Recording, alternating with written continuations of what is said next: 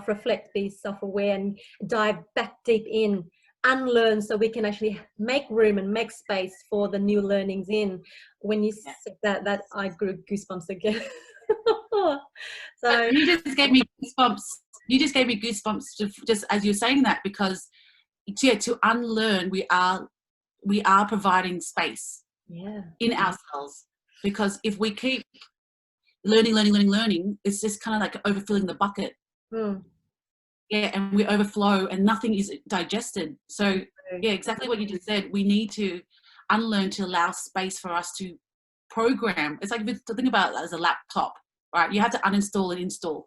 Well, I just want to thank you for being on my show. This is such an honor and such a privilege to know another Viet chick there. He's always so chirpy and positive. I was beginning to feel, oh my God, am I alone here? Am I alone here? Because I don't really meet that much chirpy, positive, optimistic Vietnamese girls.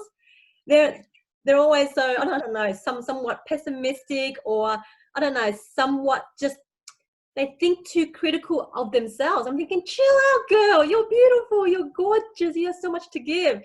Asked me to interview you. I'm thinking, oh my God, this girl has it going on. She's like, she got spunk. She's got the jazz going on, man. So you do comedy, you do TEDx. You've done a lot. Yeah, it's been a big. So I've been doing this for 15 years. But the last 2 years, because I've been on LinkedIn, has been a bit crazy. Yeah. So you're actually quite full on. You're actually the queen on LinkedIn. That's what I can see. Oh, there's a couple of queens. Just one of them. Depends on what queens we're talking about.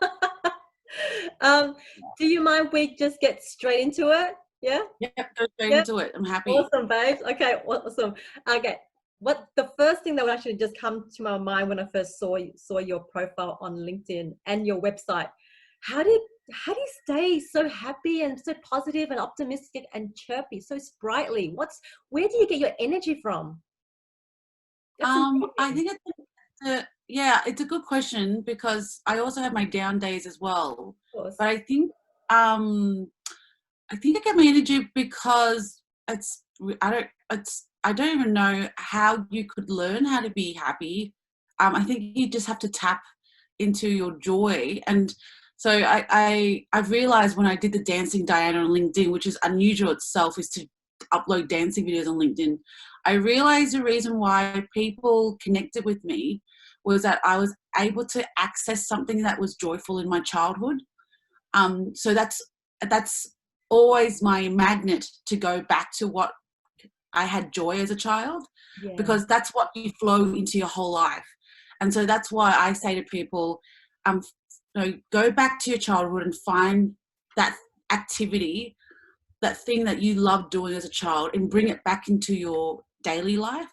And that you need a moment of joy in your day to change your whole day.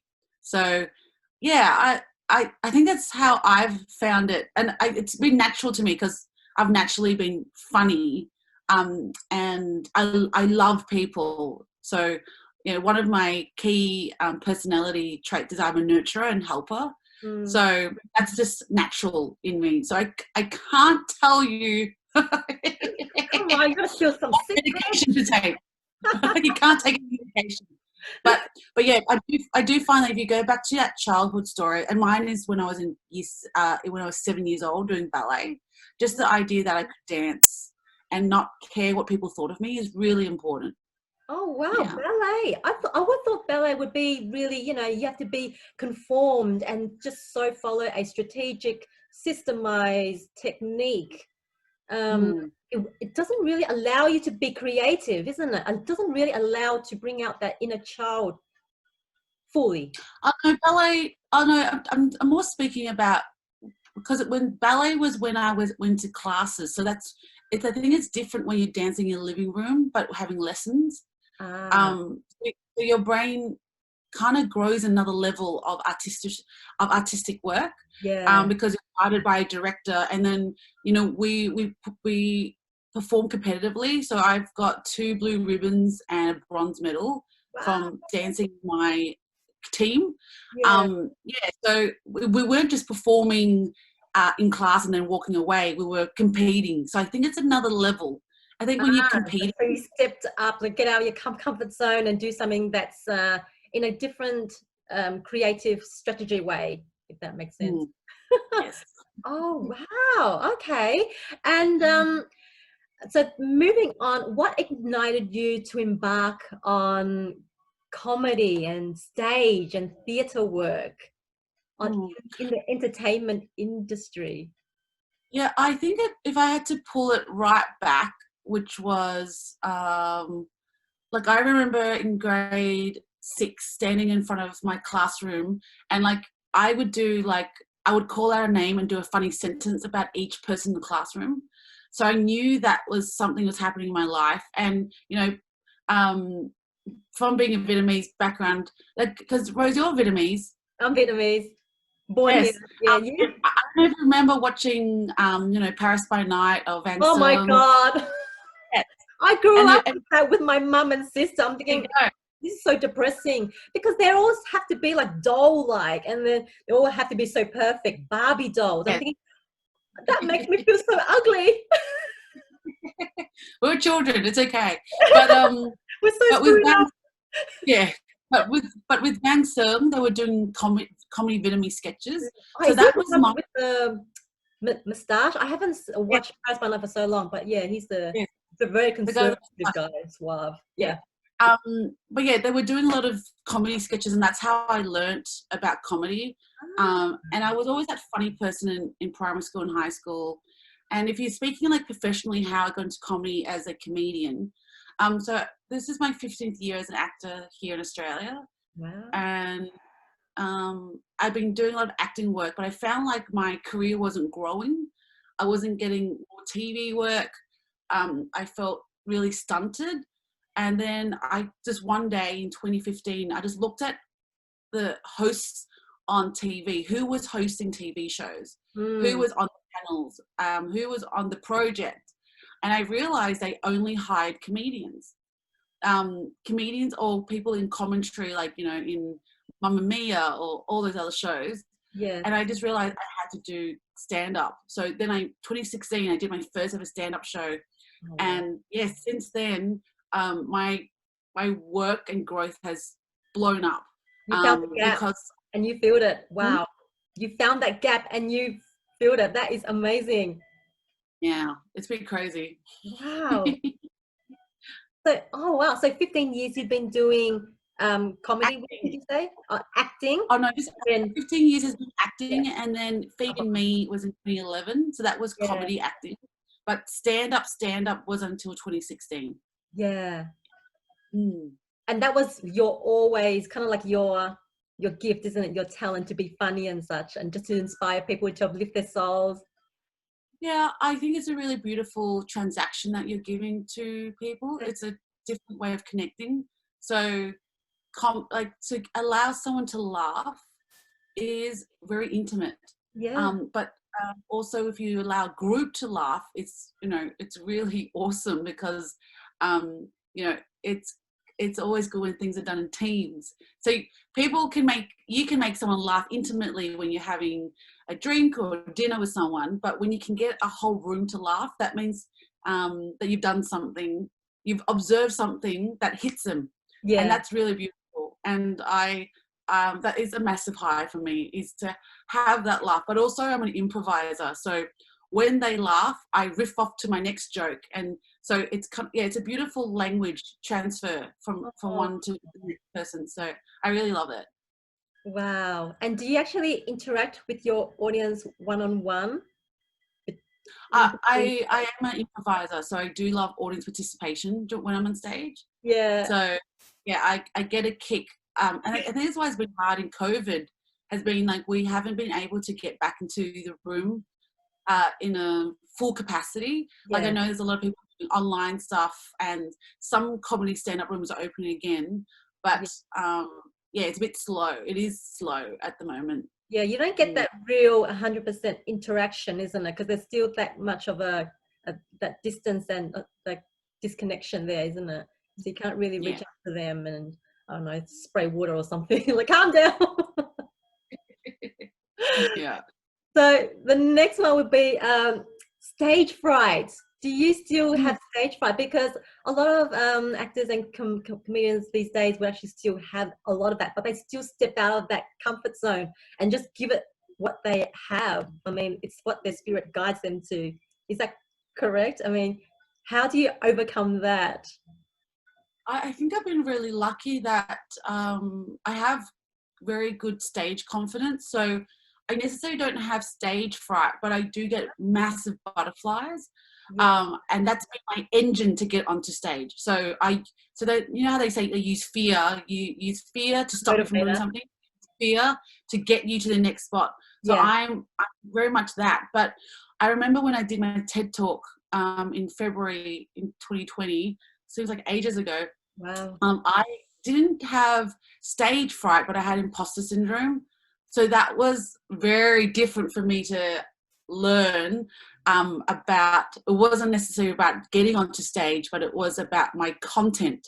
And that was a really interesting place and time for me to learn about myself. It was no longer about the performer, but it was more like, who the hell is Diana Nguyen?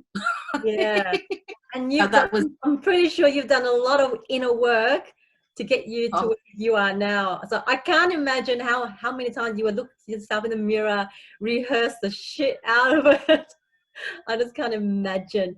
What's your source? What's your secret sauce to really confront that self-doubt talk, or that inner voice of saying, "Oh my God, you're gonna trip over all over your face. You're gonna stumble on your words," or blah blah blah. And how do you overcome all that? Because a lot of us will be like, "How does she do that?" It's like it just petrifies us. So you got a lot of balls, girl. I admire that. I have to say, like the 48 hours before I did the TED Talk kind of started to free me up. So for 2 months, I was in flight mode. So I didn't want to write it. I was like, no, I can't do this, this is not good. But then 48 hours before the event, I had some really good friends message me. So I would say community would be the secret sauce. Is don't be afraid to reach out to your community. Yeah. And that's like family and friends and your colleagues. Wow. I'm very blessed to have people around me. And the other one would have been, so the night before the TED Talk, we had to rehearse, and I failed in my rehearsal. I didn't remember any of my lines. I still had scripts. But then I decided to dance, and I actually uploaded on LinkedIn of me dancing at the TED Talk rehearsal, just to like, and I really do believe in it, that sometimes space does overwhelm us. And so what we have to do is cut the space and own the space. Yeah. And for me, what I found that when I do guest speaking or MC, I always half an hour before the event come in and cut the space up and own it. Wow. And one of the tips that I do for my Be Brave program to help speakers is that you need to take that space, step in every corner of it, and be safe in it. And I think that's when we become better speakers, is when we don't let that space become bigger than us, but we conquer the space. So that's what I did the night before. I took over the space and danced to Shakira. Woo! You did the Shakira moves. Yeah, I did Waka Waka. Hey? I did Waka Waka, so it was great. It was like a lot of moving around. Waka Waka. It was, yeah. Oh, you'll when you hear it, you're like, oh, I got it. It's the FIFA World Cup theme song. Oh my gosh. Okay. All right. I was thinking more along the lines of that horse dance. What was that guy? The Korean guy? Wow, what's that song called? It's in my head. Oh, Gangnam Style. Yeah, Gangnam Style. I was gonna do that. You could do that. Oh my god. Okay, moving on. In your community growing up, did you always have those, those role models that inspired you, and just to to make you a better person, who has shaped and shifted you and reshaped you to be stronger and brave and just to do the things that you've always wanted to do in spite of fear, doubts? Have you always had that kind of role model in your life? Yeah. It's an interesting question because, you know, us being both Vietnamese, and you would understand, like, our parents had really different expectations to what like my mother had a very different expectation of what I should do because I was the eldest. Mum was a refugee. You know, there's these certain expectations that I completely understand. Any refugee that's come here with nothing and is able to raise a family and get their children to school is a massive achievement. And that's what's been so good about our culture. But also in that, and I've spoken about it because I've written a short story called 5 Ways to Disappoint Your Vietnamese Mother. Like, my mother didn't support my career, so I had then to find networks to support me. So I've been very blessed to have, in particular, women who've become my second mums in the industry. And that's what I talked about in the project, is that I know my mum has come around and she supports what I do now. But in the interim, when I didn't have her support, I had these amazing women who took care of me and became my mum. Your My mentor surrogate mum. and coach? Sorry? Mentors? Yeah, it was really beautiful to have people cheering you on the side when you were performing. Oh, wow. And, you know, performing is very, very vulnerable. It's a vulnerable job to have. And, you know, you see all these other white actors with their parents with flowers after the show. Oh, God. You know? Like, where's my support? But I was very lucky to have my friends who did that. So I'm being very grateful for their support. But yeah, there was that missing element of a child carer, you know, that mother care. But yeah, on the project I spoke, because I was on the project last year to promote the web series, and I was asked, like, how is it like now with my mum? And I did say, I realised that I had expected my mum to fulfill all the love languages, you know, but really I had to, as an adult, be mature and realise that my mother could only love me to an extent, and I couldn't expect her to love me the way I think I deserve to be loved. And I think because before that, when I didn't realise that was the jar, that was the clash, but I realised I had to let that go. And, you know, it comes with relationships and male, like, you know, love relationships too. Like, you have to go, okay, this person does not fulfill all the love languages, but there's something about them that I do love about them. So that's been an ongoing process for me too, to understand that not everyone can be everything to you. That's right. Yes. So yeah, I mean, everyone has their own role model, not role model. They have their own model of the world on what they should be expecting back and comparing to what they put out. And yeah, that's what I've actually grown up, and I grew up frustrated, confused, and thinking, why am I being the only one nice here? But then I'm getting squat back. Like, why am I getting put down, criticized, and never good enough? You know, so I always felt like unloved and unappreciated, and let alone not acknowledged for the effort that I put in. So, you know, I think with I'm actually glad that you are Vietnamese too, because I feel like I haven't spoken to this in the topic regards to feeling not having always to be the people pleaser, because growing up in a community where the expectations are just so harsh, you grow up not having an identity. You grow up living your life for the people's expectations. And did you ever experience that, or know anyone growing up to be so confused and angry and lost? I think definitely, if we talk about that first and second intergenerational conflict, I think a lot of young people have felt a disconnection from the Vietnamese. And, you know, because we live in a very white society and we go to, you know, is white education, there's been a definite clash of displacement of who we are and trying to balance beam Yes. one or the other. And I, from my own life experiences, I definitely felt that because, you know, 1996, like I was 11 years old, and it was pivotal time of my puberty that Pauline Hanson came out and did Oh my her, you know, gosh, yes. did her performances. And then that really hit into like being Vietnamese is not cool. The language isn't cool. And I really disconnected it from it. And because I disconnected from my Vietnamese language, I essentially disconnected the only thing I had to my mum was Vietnamese. Yeah. And so that stirred in this really awful disconnection, anger. And, you know, my mum would see me disconnect. So it was anger on her side. And I do feel for the kids these days. It's really depending on where they grew up, like, and what kind of parents they have. Yes. Like I know there are some parents who speak fluently Vietnamese with their children. Yeah. In my family, with my relationship with my own mum, because I was disconnected at 11 years old, my Vietnamese isn't great. But my two sisters can articulate in Vietnamese very well. Oh. So they were at an age when Pauline Hanson had no meaning to them.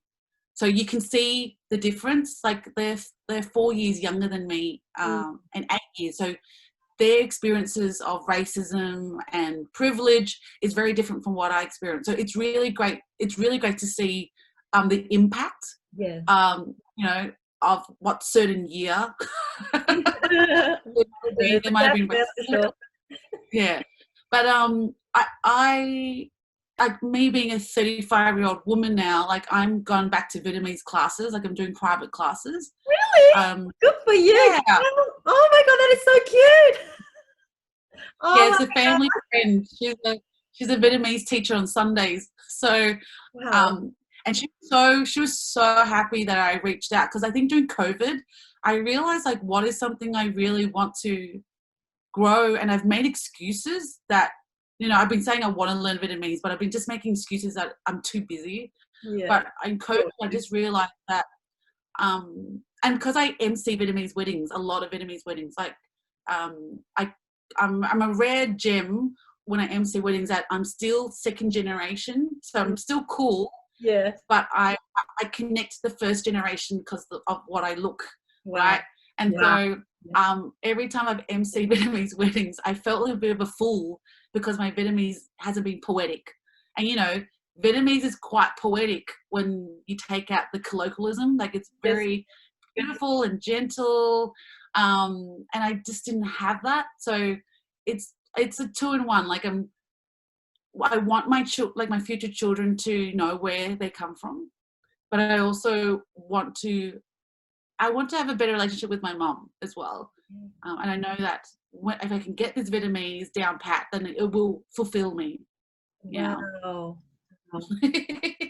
Oh, girl, you just touched something that's really close to my heart too, because I also speak broken Vietnamese to my mum, and then when I hear my sisters speak so fluently in Vietnamese, it sounds like not just the communication that flows, but it's the energy that flows, and I'm missing out. So I feel like I'm your daughter too, Mum.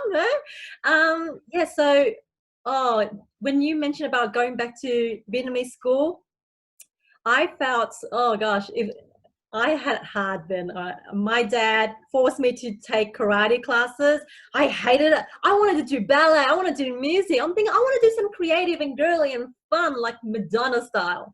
But yeah, oh my God, it felt I was just so boxed and, you know, so squared in my life, where I felt I had to be rigid. I can't be creative. I can't think free flowly and have fun. So when you mentioned about Vietnamese school, it gave me a bitter taste.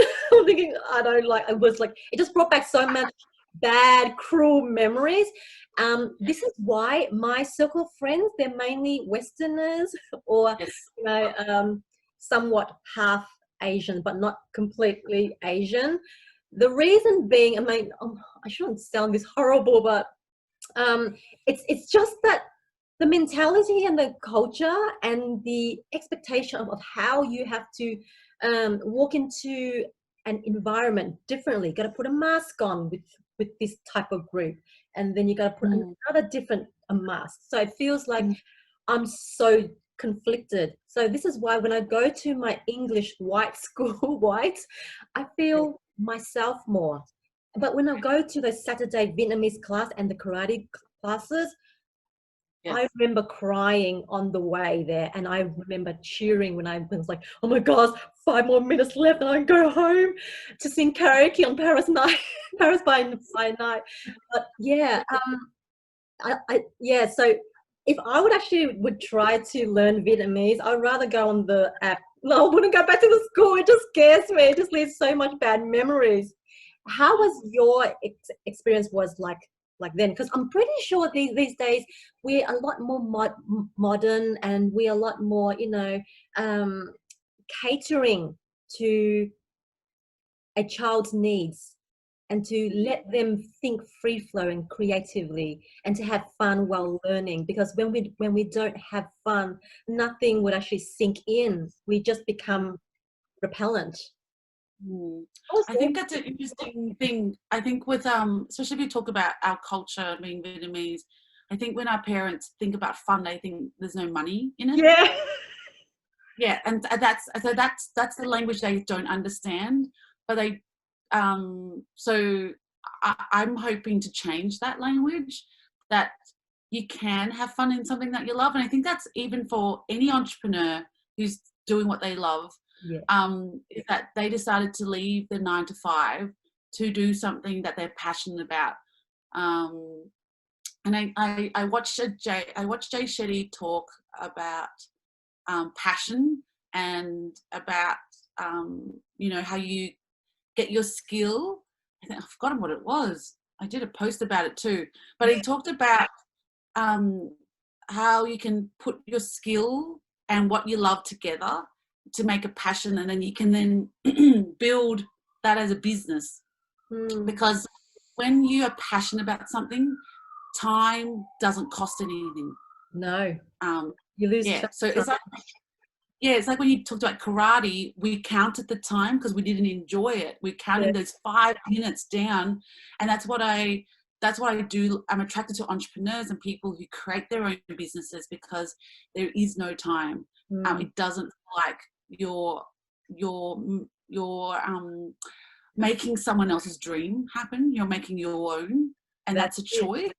I think it's very empowering. And for me, like being on LinkedIn for 3 years, I didn't realize that I was an entrepreneur. I'd been categorizing myself as an artist, but then I am a creative entrepreneur because I have done everything to fulfill a market. I produce, I perform, which is the product, and then I evaluate my business and go, do I do that again? So that's been a reform for me to realize that I am a creative entrepreneur, and money is important. That's been a massive learning language for me, because there's this language that artists have had, is that to have fun, we need to be poor. The starving artist syndrome. Yes. But I've been meeting a lot of people who've gone, no, when you love what you do and when you value your work, you will ask for money, you'll ask for what you are valued for.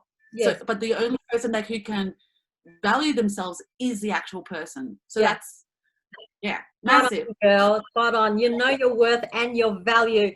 And the more we actually give value, we actually, we should be rewarded. We deserve that. And the more money we have, the more we can actually give more value. So a lot of people shy away from that when it comes to money. People don't talk about it. It's such a taboo, and it's like, oh my God, it's like, really? It's like they say they don't want money, but then they struggle just to make ends meet. And it's like, you're not really being congruent with what you're saying. It's not aligned. It's not gelling right. It does not work. It does not make any sense. So the bottom line there, it's all fear, isn't it? It's fear, doubts, and what we've been conditioned and told growing up. You've got to work hard for the money. Money don't grow on trees. La la la la. Can't you see I'm working 9 to 5? This is how life is. and it's like, Yes. nah, I'm not taking that. So, girl, what can you share with our viewers your biggest fears or one of your fears? Oh man, biggest fear. That's huge. That's a huge question because it could get very vulnerable. I think what I found, like with people I've spoken, well, no, I won't speak for other people. I'll speak for myself, which is for me, and like for especially during COVID, when COVID hit, it has been about loneliness. Yeah. And I remember the first 4 weeks of COVID, because I'm a mentor for Comedy Festival, and we were just 2 weeks before Comedy Festival was going to start. So, 6 months of my work went down the drain. I lost quite a bit of money, and then I went inside. So for 4 weeks, I had depression, and I just decided to digest myself instead of, because I'm a natural extrovert, so I'm always shooting stuff out. But those 4 weeks, I just went in, and I think I really needed that to reset. Yes. And really dwell on the loneliness of me. But I think it was really important that happened, and I am grateful for that time period, because I think as humans we're always going. We're always running to the next job. But I think that's it, yeah. And also, there's a massive FOMO here in Melbourne, because it's such a livable city. There's always activities to do. There's always food to eat. We're always out. Yeah, we're helping the economy by always being out, all these events. So for me, I always thought of FOMO. But when COVID hit, the FOMO disappeared because there's nothing we could do. And so all of us had to go in.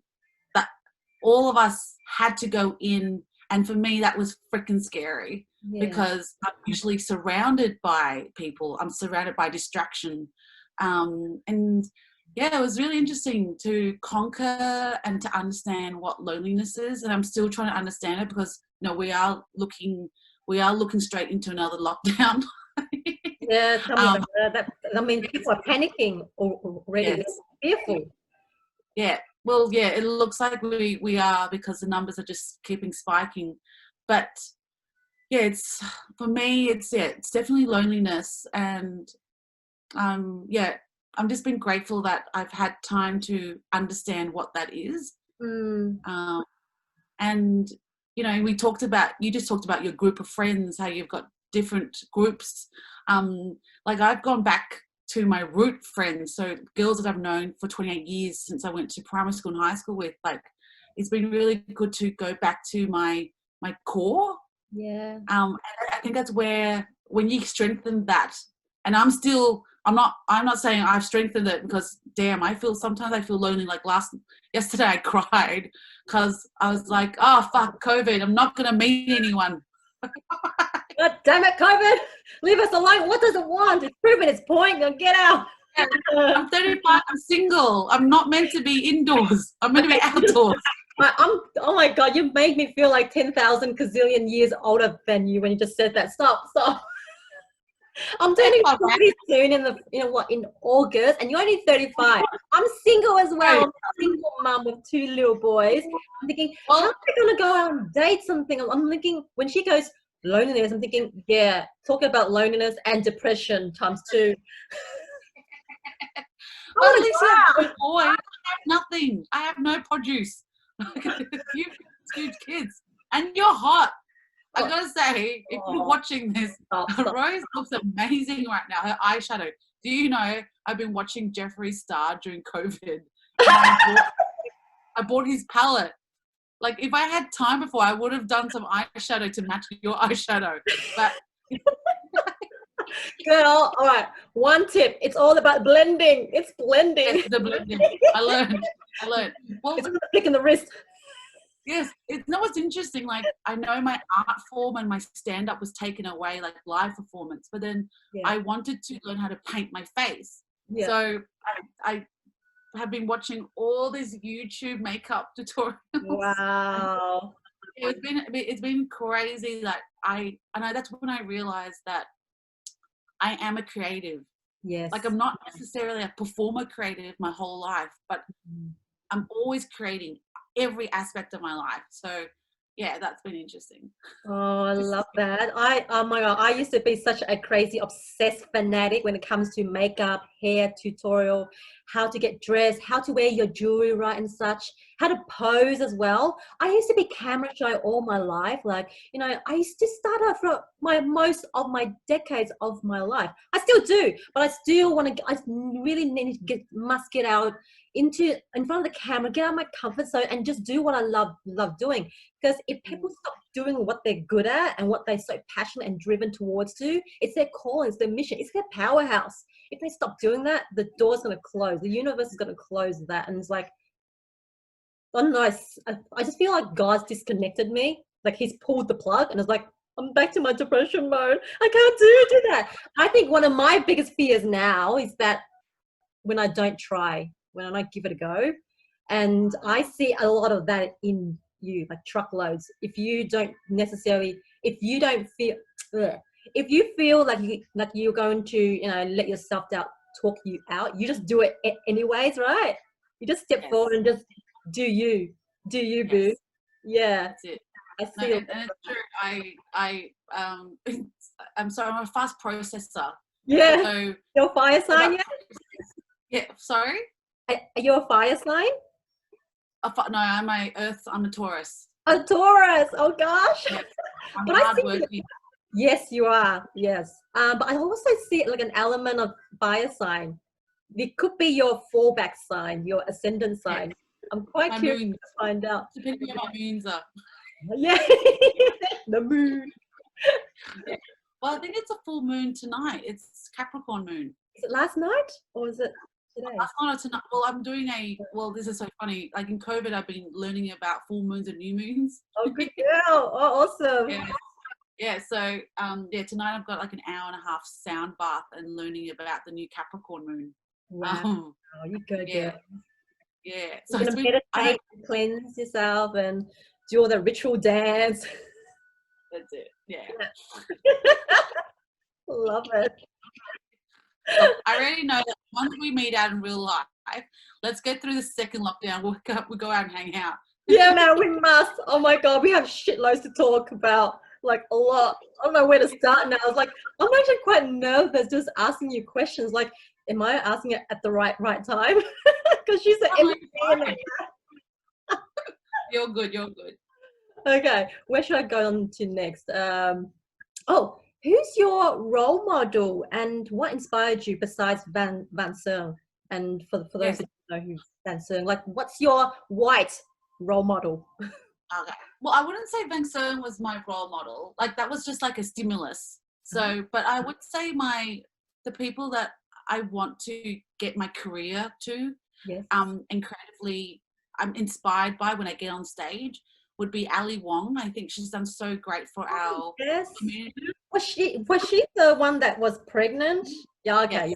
Yes. She's hilarious. I think because she's been able to propel her career, not just to stand up, but to make a movie on Netflix. Like it's like she's evolving. And I think it's really important that we never stick to one thing. I find like with Asian Australians or Asians around the world is that we're very good at many things because we want to be seen. Yeah. And so visibility is very important to our work ethic. It is. So I love Ali Wong. I think she's outrageous. And I think it's very important because she allows us, the Asian community, to be seen on different light other than, you know, the petite and demure and quiet and none of your business. I think it's really important to show different aspects of us so we don't become a stereotype. Yeah. So that's really important for me. And so I do love her courage to do that. I love Dave Chappelle. I love he's able to be political and use it smartly in his comedy. And I find that and that's what I want to do with my comedy. I don't do jokes after joke after joke just to get a laugh. Yeah. I do it to move people and change people. Wow. And he does that. And I'm still refining and learning how to do it properly. But yeah, I've loved the work that he's done. And he just released a really great Netflix recently, not even Netflix, on YouTube, called, so yeah, it blew me away, with the Black Lives Matter and everything that's happening in the world right now. Yeah. And then the last one, and I think you would agree, would be Robin Williams. He just, every time he's on stage, he just bursts, like his atoms. Yeah. He's just like I've watched interviews that he's been on and movies he's been on. He never just like is. He can be quiet. Like I loved him in what's that movie called? Good Will Hunting, because he had to drop down. But when he's on stage and so when the audience laugh, he feeds on it. He feeds on it and then it becomes like a mess. Like the people who like interview him just give up because he's taken over the show. And I just love that. Yeah, it's so true. It's like, okay, just take over, Robert. That's it. I give up. You just run the show. Because the audience just injects him with more energy and he takes it. Yeah. He takes a gift and it's like, well, you're laughing, so I'm going to keep going. Yes. Oh my God. He's like a one-man circus. Like, you just can't outdo him. He just steals the screen and the stage. That's it. Oh my goodness. Yes. His presence is huge. I remember, I think Tony Robbins mentioned that, was it Tony Robbins or someone else? It was his birthday, Tony Robbins' birthday, I think. And then Robin made a surprise, just came out from the restaurant and then jumped on top of the table and started singing. So that was really nice. I think, oh, that's so funny. Let's see him. What would be your one wish? If you had an Aladdin lamp and you rubbed it, what would you wish for? Besides, I've got to go away. two. I got two. All right, two. You can have two. Well, one that's very prominent with me, which is number one, I do want to have a family, and to have a family, I need a partner, a companion, a life partner. Yes.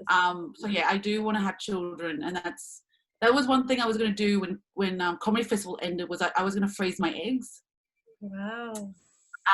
And because I knew that my career was elevating, and I was trying to like not compensate. You know how for women it's either have children or your career, but I wanted to have both because I believe we deserve both, right? We do. Yes, and too much of us are just so scared of having both. This is why it's quite recently that I just gotten out of that kind of like torn, conflicted. I was at war with myself. It's either my children and me, or it's my passions. So now it's like I know how to use the Joe Dispenza, brain and heart coherence. Let them merge. Let them be at peace and love each other and connect and bond. So it's only been recent that I've practiced this with lots of shadow work, lots of inner work.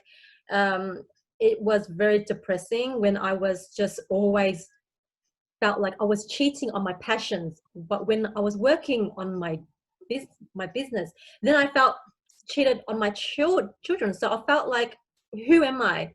I couldn't find time for me. I couldn't find time to even go online to look up a date. Or it's just got so overwhelming. And when you don't feel like you don't have time, because I'm feeling like I have so much to catch up on. Yes. So do you feel you usually overwhelmed when you feel like, oh my God, I've got to find myself a date so I can have children, get married, settle down, and then where is your career's going to lay? Like, what's going to happen? Have you drawn up like kind of like a blueprint or kind of like a mind map or vision board? At 22, I knew I wanted to have a family, so I've been very good at having monogamous relationships, like long term.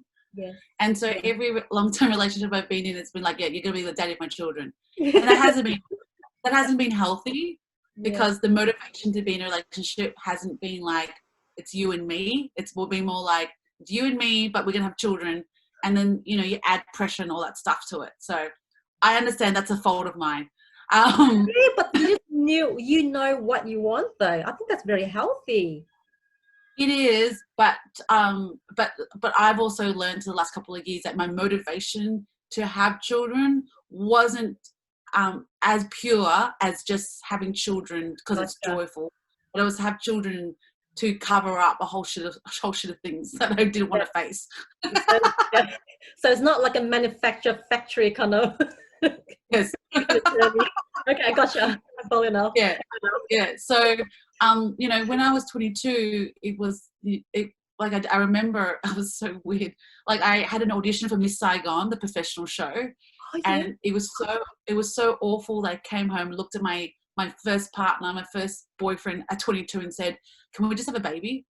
Like just to heal the pain, like so that I didn't have to work in my career anymore. Like so that for me is key. That I was using that excuse, like to have a family, was Yeah. not to extend and learn in my career. And so I've been very lucky that I haven't gotten pregnant, but I know that, and it's reasons why is because I've had to learn my industry and be in my industry and learn my craft and also learn about myself. And I guess the universe is saying, keep doing that, and we'll gift you it when it happens. Yeah. But yeah, and so, you know, I was going to freeze my eggs this year because I am hoping to move to the US. Was hoping to move to US this year. I was going to ask you something along that line. You're moving away? No, you're going to leave me here all by myself in Australia. Yeah, but I do find that I'm not allowing myself to grow here. And I you know knew when it. Oh, yeah, that's so true. it's like, Like, well, fish outgrown its pond, right? yeah, and I feel like I'm not inspired here, and it's very important that we have to inspire ourselves. Yes. Yeah, so I want to fail because I found that when I failed, I grow. And so if I'm safe here, knowing I've got a community here, knowing people who want to support me here, then I'm just going to be mediocre Yeah. for myself. And I get it. People are like, oh, you're so amazing. You made a web series. Oh, you do stand up, blah, blah, blah. But it's because I'm safe here. And I love LA. I go to LA once a year. And I love the injection it gives me because it gives me freedom. Yeah. It's the hotspot for creativity. You're Yeah. surrounded by music composers. Yeah, like it's not just actors and comedians. It's like the whole nucleus of creativity is there. So why wouldn't you be there to manifest bigger things for yourself? It's all the opportunities there, the abundance there. It's all there, isn't Yes. it? So, Yes. oh my God, I was going to ask you earlier, the Australian entertainment industry, how do you like play it small, besides in that comfort zone? Yeah, it has. Like when I came out of university, I did 3 years of performance, Bachelor of Arts in Drama and Theatre Studies. Like when I went out, I didn't expect to get big roles or anything, and also I had massive like I didn't have very good self-confidence because I grew up in such a nurtured community that when I got thrown into the world, you know, it was rare to see an Asian performer. Yes. And the awful thing was that because the roles that we were given were so rare, you ended up competing with your people, with your Asian actors, and it created a really weird mentality that it wasn't no longer collaborating, but it was competing. See, I was going to ask you that. We always tend to compete. Like, why do we do that? I mean, I grew up like that because I had to, just so I could fit in. And oh my God, that was so painful, exhausting, just to compete and compare, envious and jealous. It's like, why can't we just talk like normal girlfriends do, besides looking up and down at me and say, have you gained weight, or you're breaking out? It's like, why can't you relax and chill out like the whites do? That's what, you know, like, chill out, like chill the F down. Just calm down and just have a bottle of wine, just relax, just chill out and just smile and laugh. So this is why I just feel like the Asian community, not just Vietnamese, we're just so have that mentality of we must compete and compare and jealous and look down and criticize and judge. It's like, oh, it's so exhausting. Yes, it is. And I learned that the industry was manufacturing that competitiveness to make us go against each other. So I decided to write my own work, create my own work, so I wouldn't have to compete. Wow. And at the same time, I started to like not need the industry anymore, which is why I always feel like, and I've spoken to people about this, which is like, I feel like I've never been in cliques. I'm not a clique person. I've always been on the outside trying to get in, but I realized, like the black sheep out of the family, or the black swan, or whatever. Yeah, the outsider, right? I can never fit in anywhere, no matter how hard I try. It's like, forget it. I give up. I'll just be a loner, lone wolf. Yeah.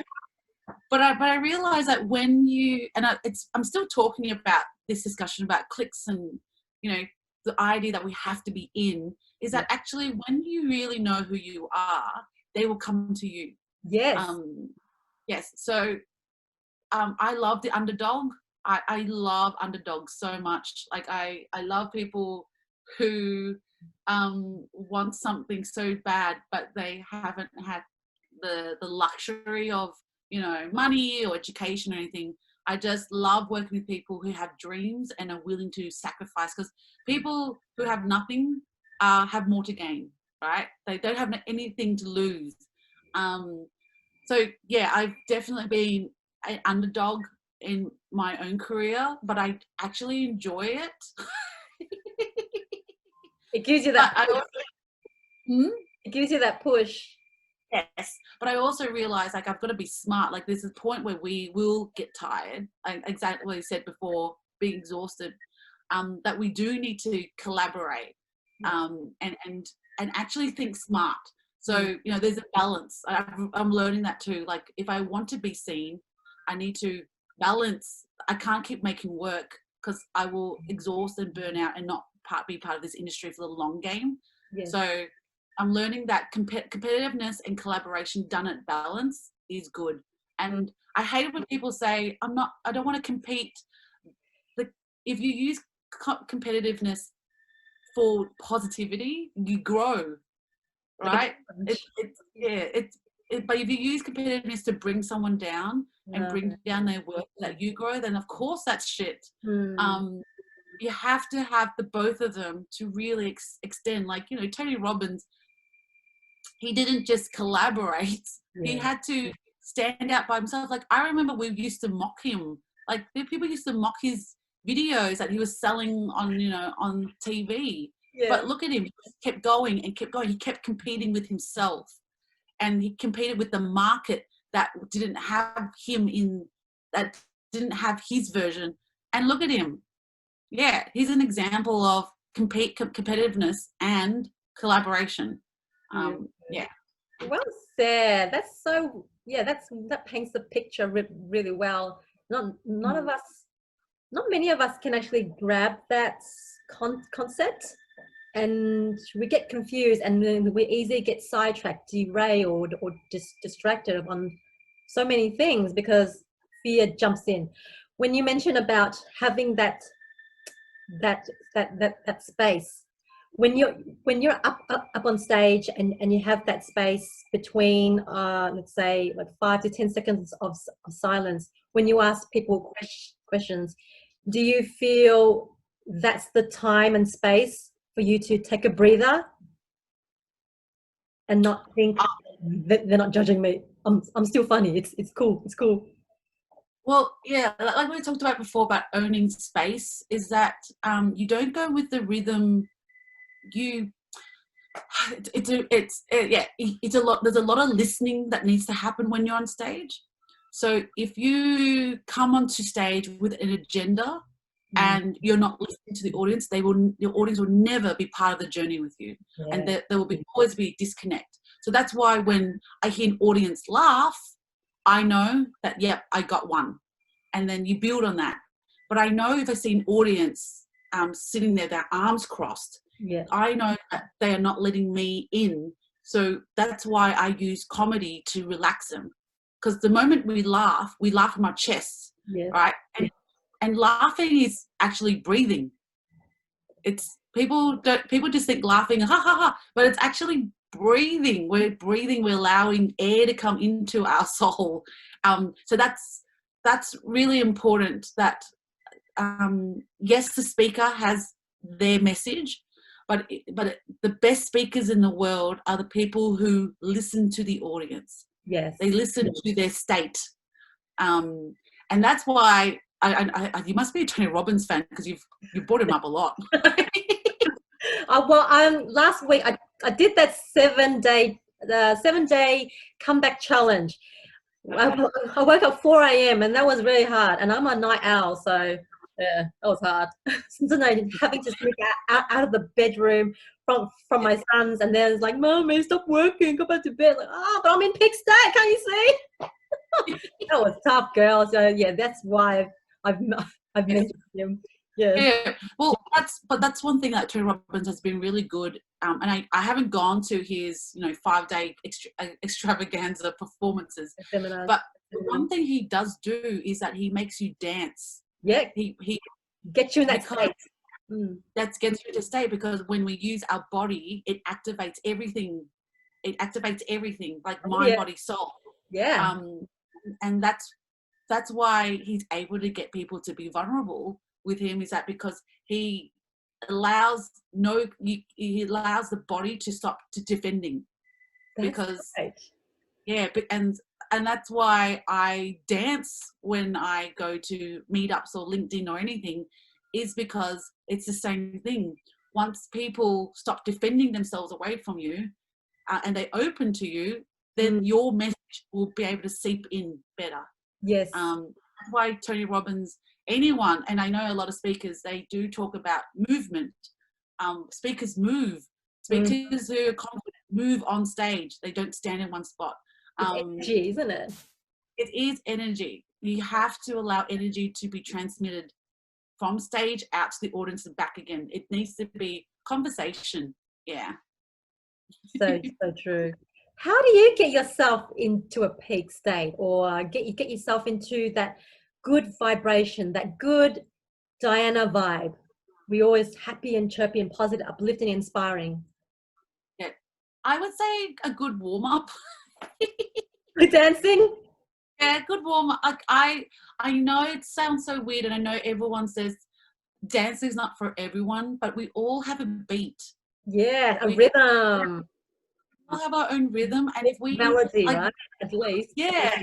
Like, it doesn't have to be classical. It can be hip hop. The body just needs to be inspired. I totally get the mindset. Like, be strong in your mindset. Get your core.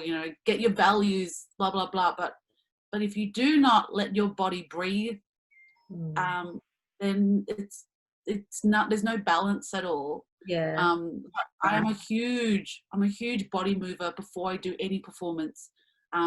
Massive warm-ups that I do.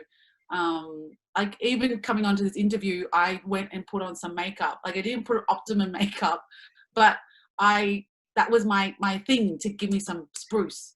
But yeah, so I would say movement for me before doing anything is very important. Yes, I must crank on some sort of like dance music and just get myself, like, I do hair flipping and all, and I'm like, shake my booty. I'm thinking, okay, peak state. Yes, I can do it. Like, just stop being nervous. You'll be fine. You've done it many times. Yes. And you know what? This is the thing that people think, that like, you only need to warm up when you do a performance. But what if you warmed up naturally every day?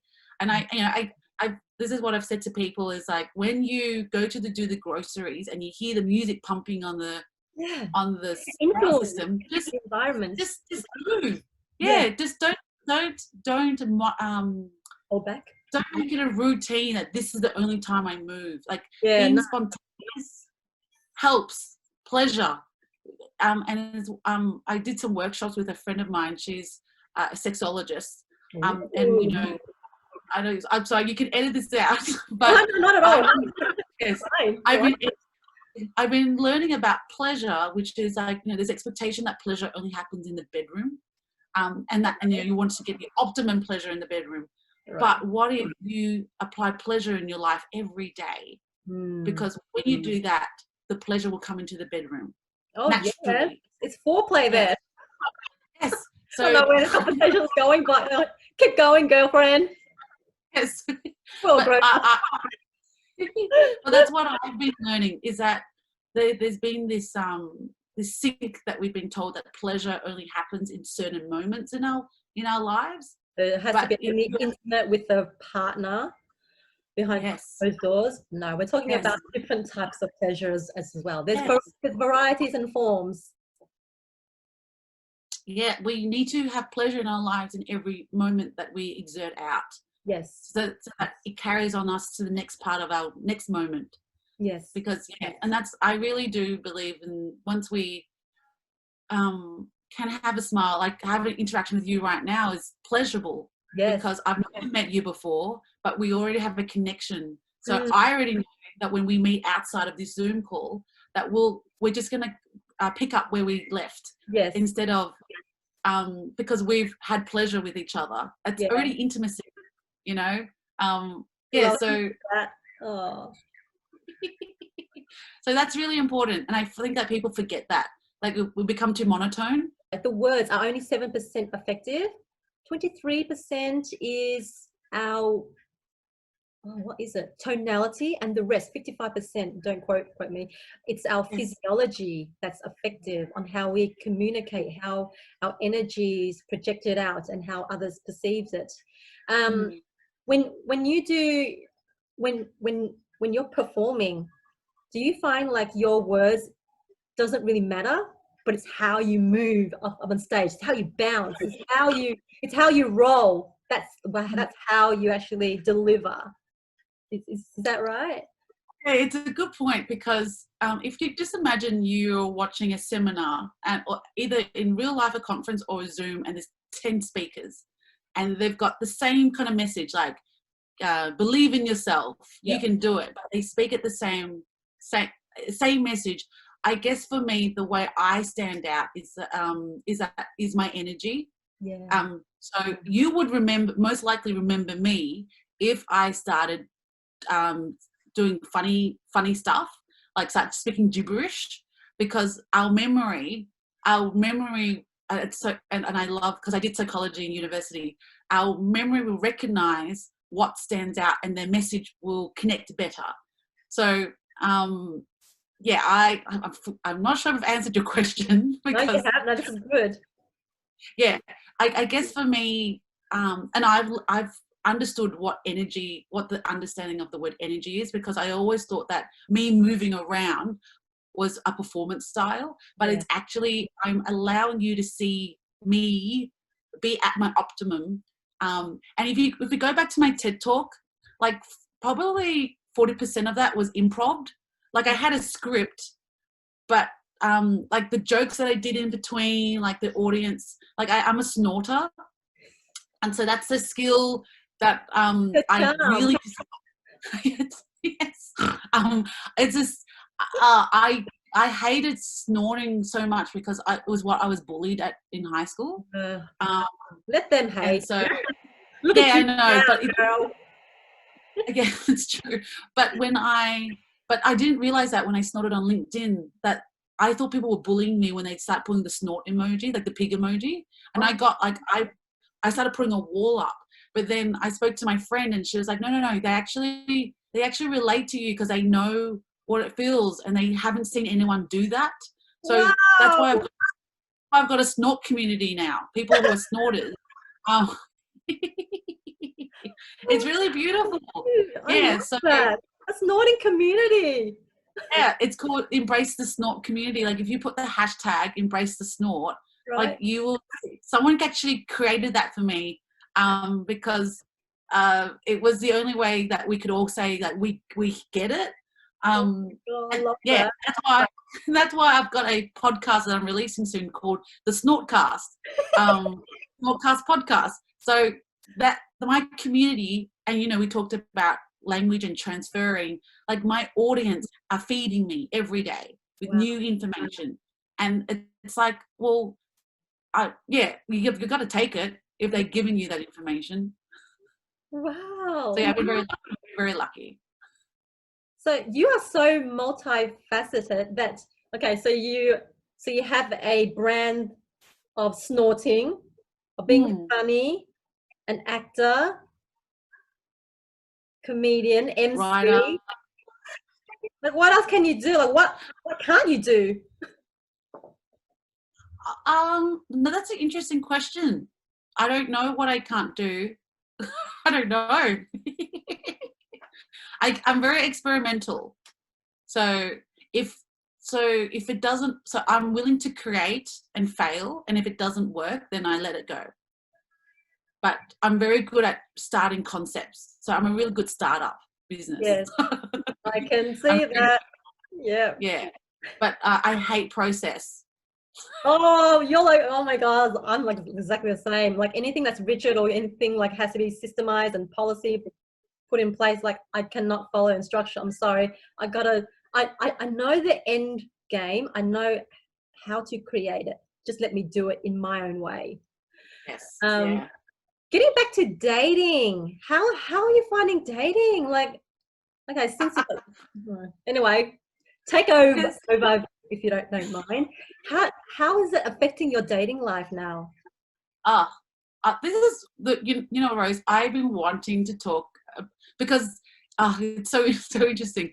I really want more women to talk about life as a full thing, because I really feel like if we are able to be liberated, talk about our love lives, our pleasures, and integrate into our work, it's so fulfilling. So thank you for asking that, because I find that people don't ask that. I'm No, they don't ask that a lot. No, I don't. No. Regularly when I do podcasts or interviews, the link has been there for a fulfilling conversation. So it's quite liberating, and I'm quite scared, but I'm here. You're doing you, girl. That's it. I like before I said, for me, I was in monogamous relationships for a long time. Like I've had good 4 stints of long-term relationships, and you know, I'm now 35, and having done a lot of you know, rebirthing of what it is to date when you like yourself has been like really magical. I've enjoyed casual dating and saying no. So this is my style of dating, like before 12 months ago. So before 2019, my style of dating has been go on a date and then bam, I'm like, that's it, I'm done. I don't need to know anything else about you. We've got good energy now. Let's get into full-blown relationship mode. But I know it's pretty intense.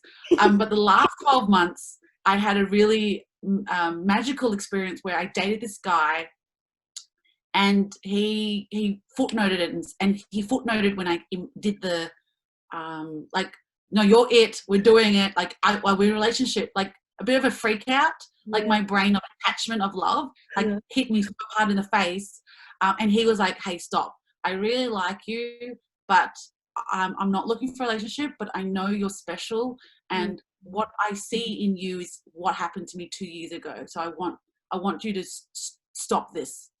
And so he gave me this book. He told me to buy this book called Attached, and I learned the 3 styles of attachment, which is anxious, which was me. The other one was well, damn it. What's the other one? It's over there. Let me grab it. Okay, I'm really intrigued, girl. I must know.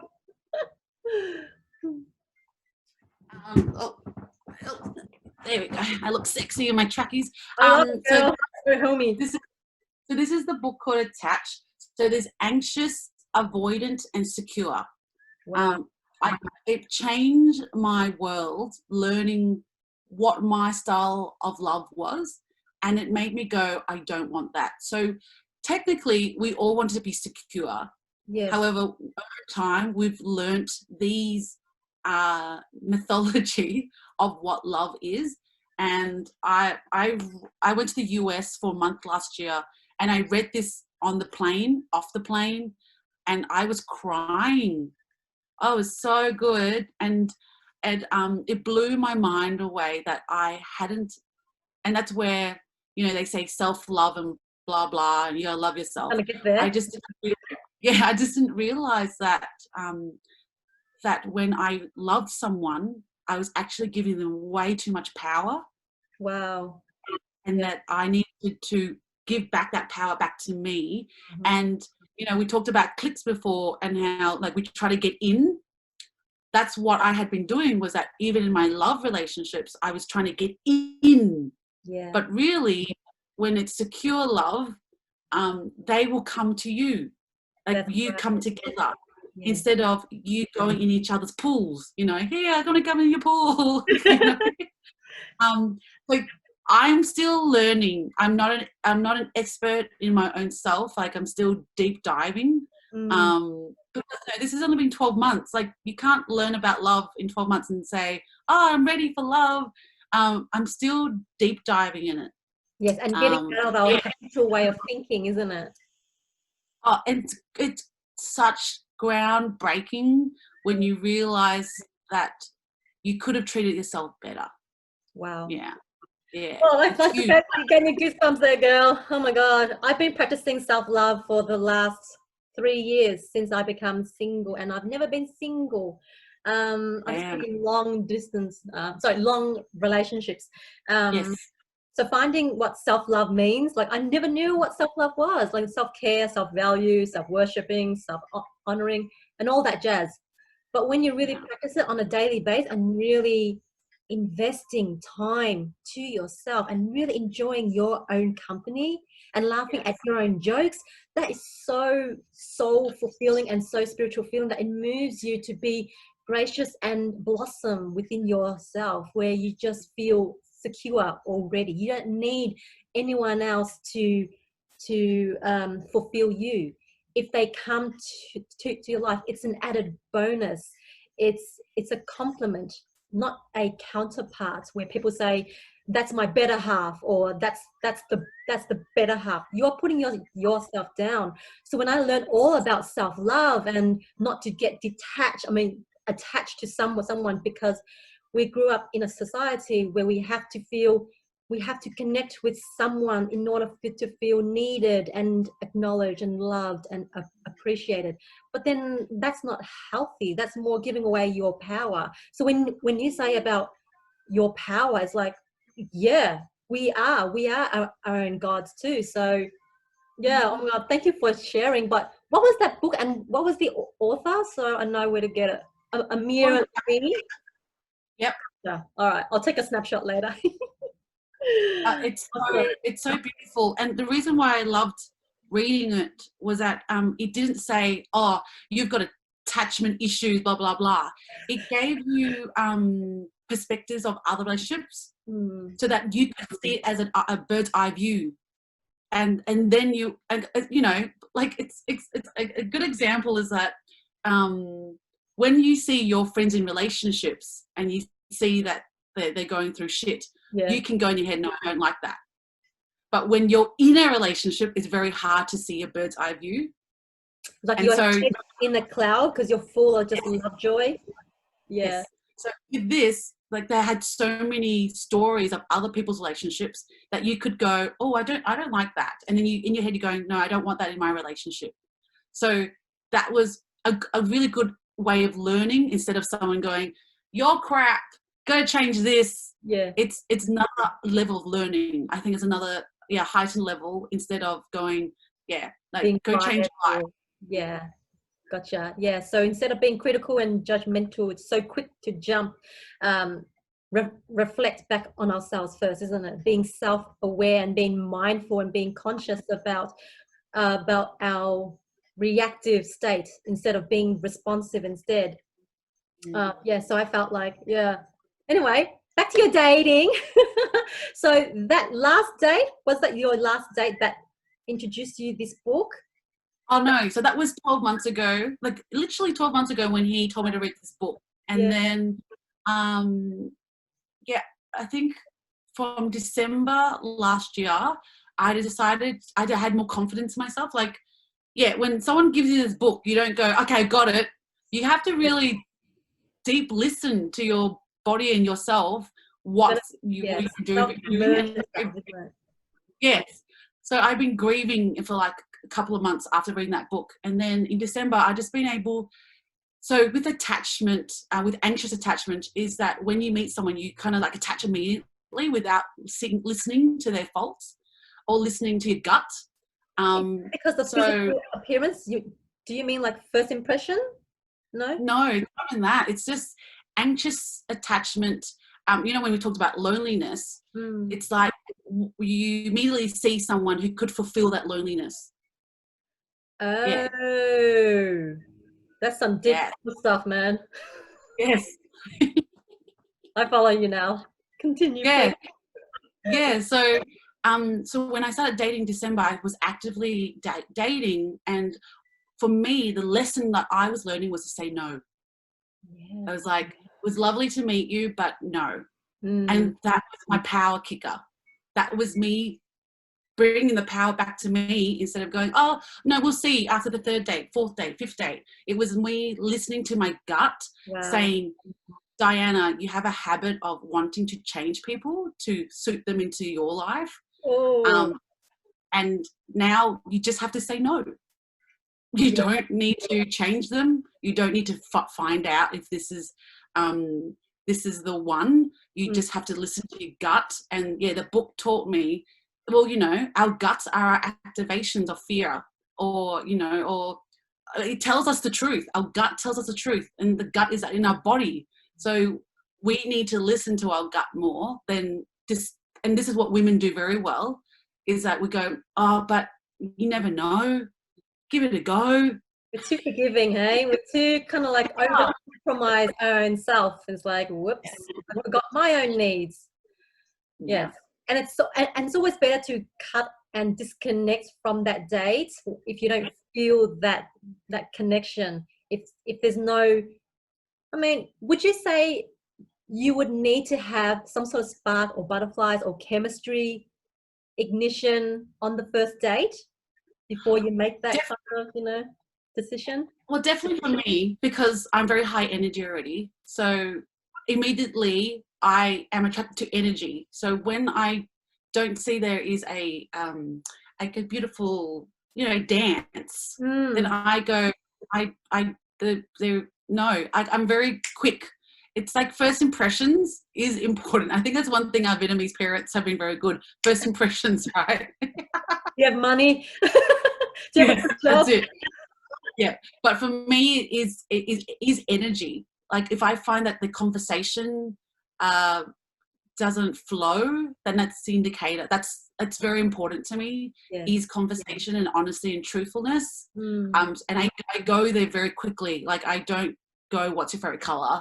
Yeah. What's yes. Like so, for me, and I think people have said, like, you want people in your life who grow with you, that extend you.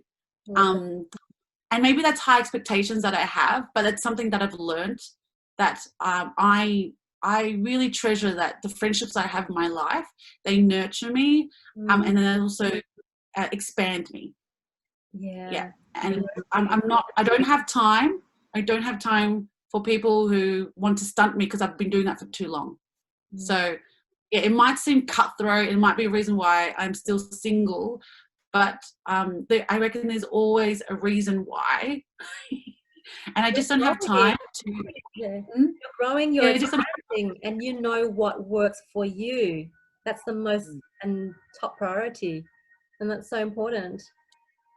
Well, thank you for sharing that. That's very enlightening and very, very insightful, very wise as well. No, but I'm still learning. This is me just listening to me, and you know, I surround myself with women. I always thought I was a tomboy, but I love women. I love talking to women, because I find that we talk on such a different level to men, and I'm glad for the women that are in my life.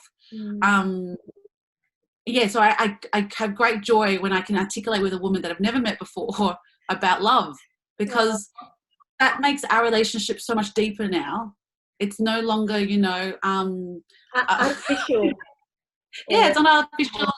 And I Right. get to know you on another level and your values. So just by talking about life, real life stuff, we already hear our values coming out so loudly. Mm-hmm. Um, that's for me. Like if we were on a date, I would be like, yeah, I'll see you next time. I'll have your baby. Which leads me to my next one, which you already mentioned about being thankful and being felt so blessed throughout your life. What are you grateful for at the moment? Not at the moment, but in your life now. Oh, that's a good one. I've been very, especially with COVID happening and such a crazy time in our lives.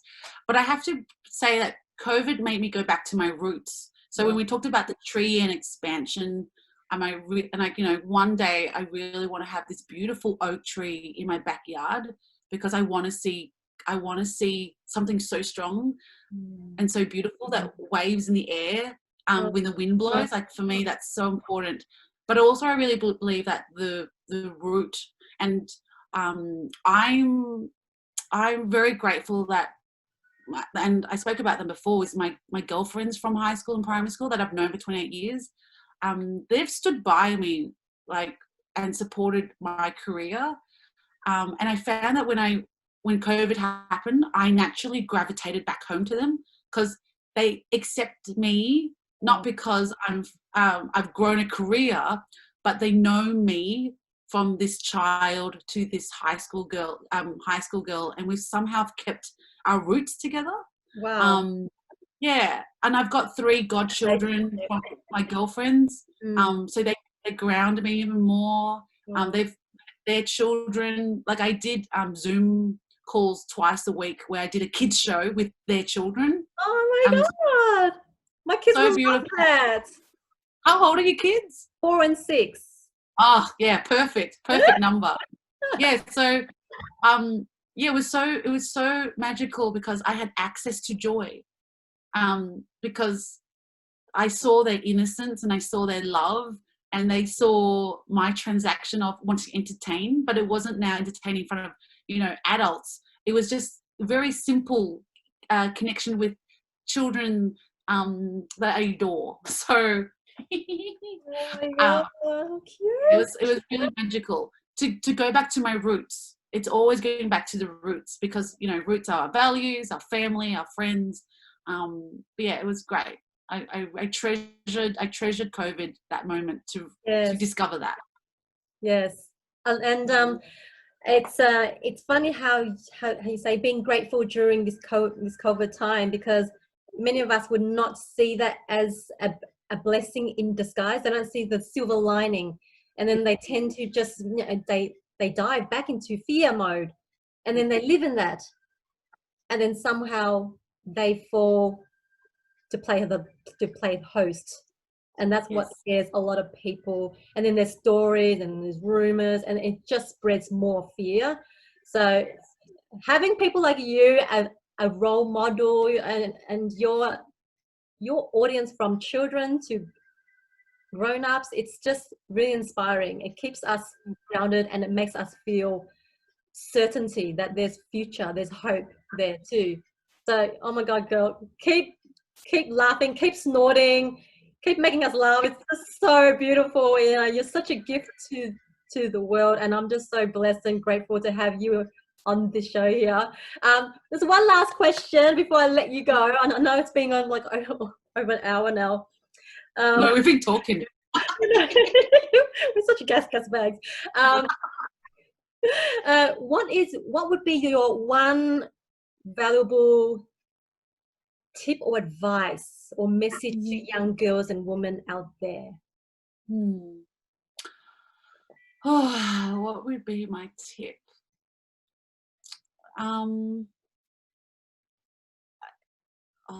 It's a tricky. There's 2 different avenues, I would say, which is I'm speaking to any performer. This tip number 1 is for anyone that wants to who are passionate about creative arts and want to grow in it. I really do believe in education, especially in the creative arts. I think there's this sensation about going to social media and being famous. But I really believe that if you want to be an actor, you want to be a creator, you have to go to school to give those 3 years to yourself to grow and to put the foundations in. And I know, there's Gary Vee and all these people saying, you don't need to go to school, you just do it and life lessons will come. But particularly with acting, that I've found is that if you don't give yourself time to deep dive into you and to set those foundations of reading scripts, collaborating with classmates, and then what happens is that you kind of grow this community around you when you leave school, and then when you leave school, you're creating, and you've got this network that want to create with you because they trust you and know you. So yeah, that's my tip for anyone who wants to be a creative and passionate about the creative art world. Preparation and getting yourself primed and ready so you have all the necessary tools and backup experience and knowledge and skill sets. Yes, that's it.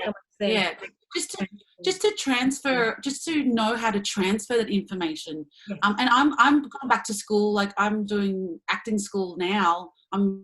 I've gone to it's like an accountant who has to learn a CPA or CA. Like, it's ongoing. We're always learning. Yeah. So don't think that because it's creative arts that there is no learning. Like, you have to learn human behavior to interpret human behavior.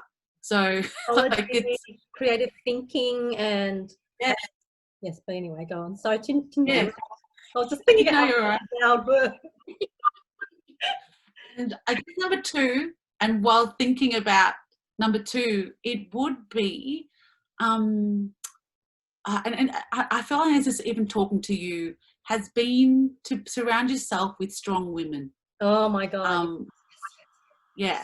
I think the more that we can surround ourselves with women who are on the same journey, exploration, I think we grow. And yeah, it's really interesting that the last question you asked was like, what have I learnt? Deep dive has gone back to my roots, and my roots have been women. Yeah. So connect yourself with women, get yourself a mentor. Really important to get a mentor who you want to be in 5 years. Yeah. And goal setting. That's where, goal setting, expansion. That allows us to grow. So yeah, keep very strong women. Be inspired by strong women in your life. Would be my tip. Do you currently have a coach or mentor that you follow?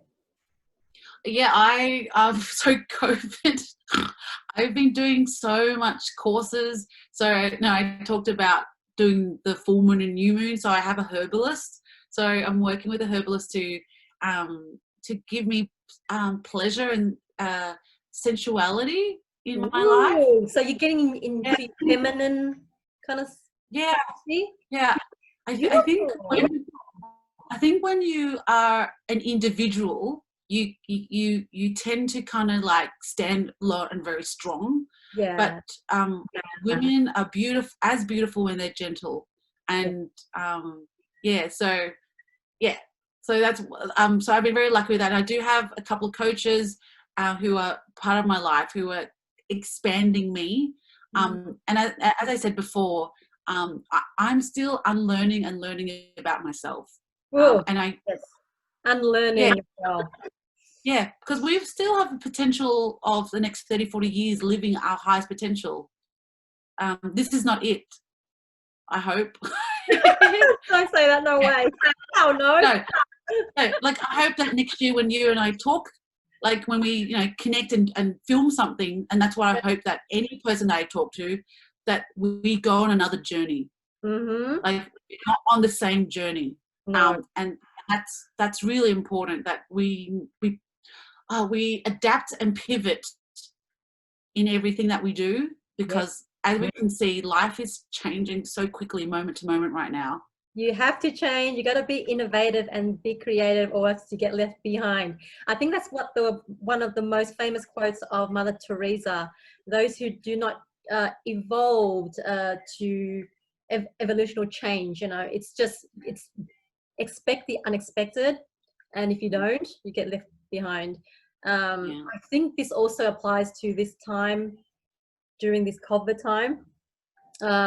It's either those who choose to be grateful and see the blessings behind all that mayhem, or they choose to stay in that dark mode.